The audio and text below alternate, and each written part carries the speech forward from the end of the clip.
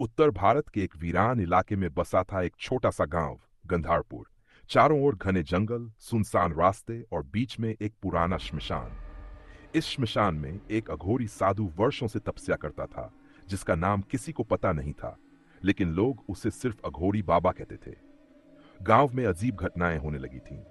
रात को बच्चों के रोने की आवाजें सुनाई देती, खेतों में जानवर मरे हुए मिलते और कई बार गांव के लोग गायब हो जाते। गांव वालों का मानना था कि ये सब श्मशान में रहने वाले अघोरी का ही काम है। कुछ साहसी नौजवानों ने बाबा को श्मशान में जाकर चेतावनी देने की ठानी। वे 5 लोग थे: राजू, सतीश, अनिल, गोपाल और दीपक। वे रात को 9 बजे श्मशान पहुंचे।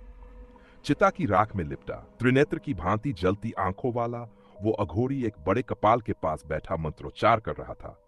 तुम लोगों ने मेरी साधना भंग की है, अब भुगतो, अघोरी ने गहरी डरावनी आवाज में कहा। राजू ने हिम्मत करके बोला, हम सिर्फ जानना चाहते हैं कि ये सब क्या हो रहा है। गांव में डर का माहौल है। अघोरी कुछ नहीं बोला, बस चुपचाप उनकी ओर देखता रहा। तभी अचानक सब कुछ धुंधला हो गया। हवाओं में अजीब सी गंध फैलने लगी। चारों ओर से सिसकियों और भूतिया आवाजों की गूंज उठी। अघोरी ने धीरे धीरे बोलना शुरू किया। यह श्मशान मेरी तपोभूमि है। मैं यहां मृतात्माओं से संवाद करता हूं, उन्हें मुक्ति देता हूं। लेकिन हाल ही में एक पिशाचिनी ने स्थान को अपवित्र कर दिया है। वह यहीं रहती है और हर अमावस्या को किसी इंसान की आत्मा को खींच ले जाती है। सतीश ने डरते हुए पूछा, तो आप उसे रोकते क्यों नहीं? अघोरी की आंखें जल उठीं। मैं कोशिश करता हूं, लेकिन वह बहुत बलशाली है। वह उन लोगों को अपना शिकार बनाती है जो अंधविश्वास या साहस में यहां आते हैं। तुम पांचों अब उसके निशाने पर। उस रात के बाद से पांचों दोस्तों के साथ अजीब घटनाएं होने लगीं।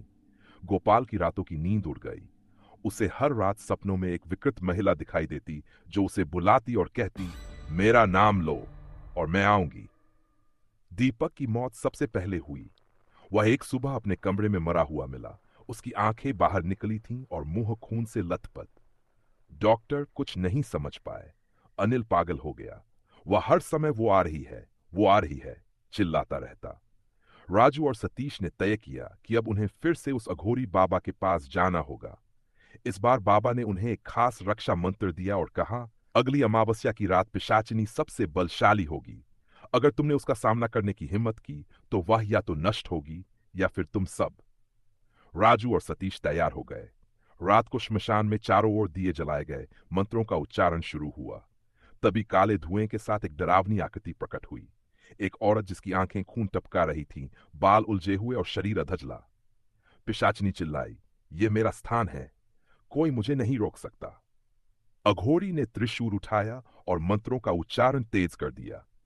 राजू और सतीश ने रक्षा मंत्र को दोहराते हुए उसकी ओर राख फेंकी। चीत्कार की एक भयानक आवाज गूंजी और फिर सब शांत हो गया। अघोरी जमीन पर गिर गया। उसकी आंखों से खून बह रहा था। उसने अंतिम सांस लेते हुए कहा, मैंने उसे बांध दिया है अगले 100 वर्षों के लिए।